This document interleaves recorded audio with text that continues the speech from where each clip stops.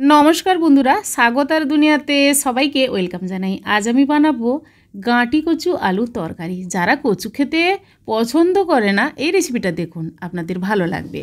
সবার প্রথমে কচু আর আলু কেটে ধুয়ে পরিষ্কার করে নিয়েছি। গ্যাস অন করে কড়াইয়ের মধ্যে রিফাইন তেল দিয়ে দিয়েছি।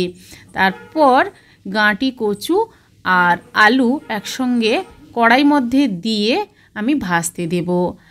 আর কচুর সঙ্গে আলু আপনারা দিতে না চাইলে শুধুমাত্র কচু দিয়ে রান্নাটা করতে পারেন। পরিমাণ মতো লবণ দিয়ে দিলাম আর অল্প হলুদ দিলাম। লবণ হলুদ কচু আলুর সঙ্গে মিশিয়ে ভালোভাবে আমি ভাজতে দেব। আর ভেজে নিলে রান্নার স্বাদটাও ভালো আসবে। এবার এদিকে ভাজতে ভাজতে আমি মিক্সি জারে একটা মশলা পেস্ট করে নিচ্ছি।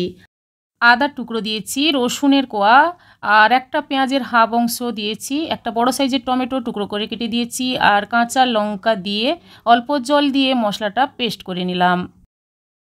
ঝালটা আপনারা যে যেমন খেতে ভালোবাসেন সেইভাবে অনুপাতে ঝাল দেবেন। আর কচু আলুগুলো ভাজা হয়ে গেছে, এবার কড়াই থেকে আলাদা পাত্রে তুলে রাখলাম। ওই কড়াইতে দিয়ে দিলাম লবঙ্গ, দারচিনি, ছোটো এলাচ, দুটো শুকনো লঙ্কা, দুটো তেজপাতা, সামান্য পরিমাণ গোটা জিরে আর সামান্য পরিমাণ পাঁচফোড়ন দিয়ে দেব। কচু আলুর স্বাদ ভালো আসার জন্য কিন্তু মশলাগুলো দিয়ে ভালোভাবে নাড়াচাড়া করে সুন্দর একটা গন্ধ আসলে তারপর কিন্তু কোচানো পেঁয়াজগুলো দিয়ে দিতে হবে। পেঁয়াজটা কিন্তু কিছুক্ষণ লাল করে ভেজে নেব। পেঁয়াজ লাল করে ভেজে নেওয়ার পর দিয়ে দিতে হবে মিক্সিতে পেস্ট করে রাখা টমেটো, কাঁচা লঙ্কা, আদা, রসুন একসঙ্গে পেস্ট করে রেখেছিলাম, ওই পেস্টটা দিয়ে দিলাম। কিছুক্ষণ কিন্তু টাইম দিয়ে মশলাটা কষিয়ে নেব। এরপর দিয়ে দিচ্ছি হলুদ গুঁড়ো, কাশ্মীরি লঙ্কার গুঁড়ো, জিরে গুঁড়ো, ধনে গুঁড়ো হাফ টেবিল স্পুন করে দিয়ে মশলাটা কষিয়ে নেব। কচু আলুর কারির স্বাদ ভালো আসার জন্য মশলাগুলো দিয়েছি। আর মশলা যতক্ষণ টাইম দিয়ে আপনারা কষাবেন ততই কিন্তু কচু আলুর স্বাদটা ভালো আসবে। এবার ভেজে রাখা কচু আলু দিয়ে দিলাম। দেওয়ার পর পরিমাণ মতো লবণ দিয়ে দিলাম। কচু আলু ভাজার সময় লবণ দিয়ে ভেজেছিলাম, তারপরেও রান্নাতে আমি সামান্য লবণ দিয়ে দিলাম। যেহেতু এটা আমি গ্রেভি রাখবো, ঝোলের জুসটা রাখলে সবাই খেতেও পারবে গরম ভাতের সঙ্গে, তাই আমি লবণটা দিয়ে মশলার সঙ্গে আরও মিনিট দুয়েক ভালোভাবে কষিয়ে নেব। তারপর দিয়ে দেব জল।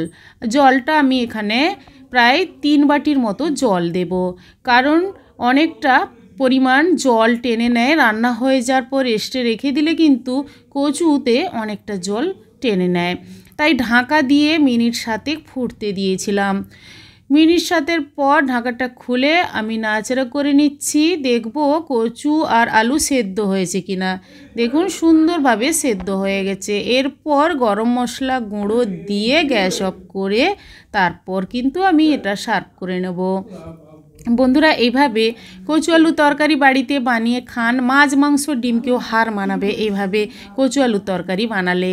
আজকের এই রেসিপি কেমন লেগেছে কমেন্ট করে কিন্তু অবশ্যই জানাবেন, লাইক করবেন। আর আমার চ্যানেলে নতুন বন্ধু হতে চাইলে আমার চ্যানেলটি সাবস্ক্রাইব করে নেওয়ার অনুরোধ থাকলো। বন্ধুরা, আজই পর্যন্ত, আবার হাজির হব যে কোনো সময় নতুন কোনো রেসিপি নিয়ে। সবাই ভালো থাকুন, সুস্থ থাকুন, ধন্যবাদ।